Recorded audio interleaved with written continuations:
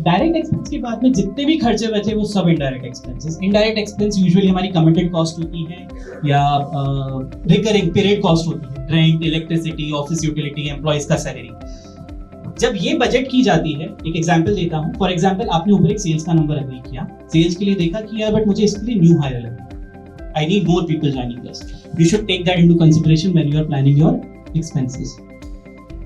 Production capacity बढ़ाऊंगा, size बढ़ाऊंगा business की सेल्स टारगेट के हिसाब से, तो हो सकता है मेरा रेंटल भी बढ़ जाएगा, ऑफिस एडमिन यूटिलिटी बढ़ जाएगा। जीपी इतना बनना चाहिए कि ये पैसा सर्व हो। ओके, इनडायरेक्ट एक्सपेंस के लिए कहा जाता है कि कोई भी खर्चा विदाउट अ बिजनेस केस नहीं किया जाना चाहिए। किसी को भी आप इन्वॉल्व करते हैं, कोई भी इनडायरेक्ट कॉस्ट इनकर करते हैं, how is it contributing to your business? See, direct expense तो अनअवॉइडेबल है। डायरेक्ट एक्सपेंस तो अगर सेल करना है तो करना ही पड़ेगा। जो थोड़ी बहुत जो कॉस्ट सेविंग होती है मेजरली, वो यहाँ पर होती है इनडायरेक्ट एक्सपेंस में मेजरली। एक चीज, सेल्स में जैसे आपने सेल्स टीम की केपीआईज अग्री कर लिए कि आपको किस एरिया में कितना करना है, इंसेंटिव पॉलिसी बना दी, सब कुछ कर दिया। सिमिलरली प्रोडक्शन और डायरेक्ट एक्सपेंस में भी आपके प्रोक्योरमेंट डिपार्टमेंट की केपीआईज अग्री हो जाती है। फॉर एग्जांपल पिछले साल ये भाव पे खरीदा था, इस साल if you reduce it by 1%, that's your KPI.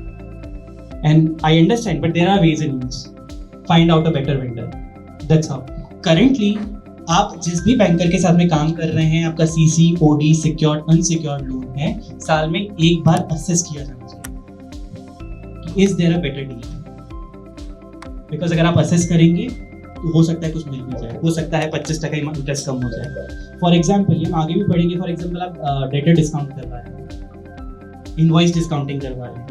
Even though 43BH का रूल एप्लीकेबल है, आपको चाहिए कि मेरे को पैसा 7 दिन में ही मिल जाए। सो बहुत सारे प्राइवेट प्लेयर्स हैं इसके अंदर, लेंडिंग कार्ड और ये लोग। बट अगर आप देखें, there are government also there in this business. अगर आपने नाम सुना हो तो M1 एक्सचेंज और RXI जो प्रोबेबली सीसी के रेट में इनवॉइस डिस्काउंट करके देते हैं। सो उस तरीके के डिसीजन मेकिंग होते हैं फाइनेंस कॉस्ट असेस करने में। अगर आप प्राइवेट वेंडर के पास में जाएंगे तो वो रेट बैठता है 1.5 to 1.7% पर मंथ। जो गवर्नमेंट RBI का अप्रूव्ड है, that is M1 exchange and RXI है, वहाँ पर इंटरेस्ट रेट 9, 9.5, 10% है। बट वहाँ पर एक क्राइटेरिया है, वो लोग सिर्फ वही इनवॉइस डिस्काउंट करते हैं जहाँ पर आपके कस्टमर का टर्नओवर 500 करोड़ की होता है। But it is under negotiation to bring that down to 250 crore. So at least but साल के अंदर में आपका फाइनेंस कॉस्ट का ऑप्टिमाइजेशन इज इंपॉर्टेंट, कि क्या पता बैंकर चेंज करके थोड़ा सा कॉस्ट नीचे आ जाए। There is always a scope of bargaining.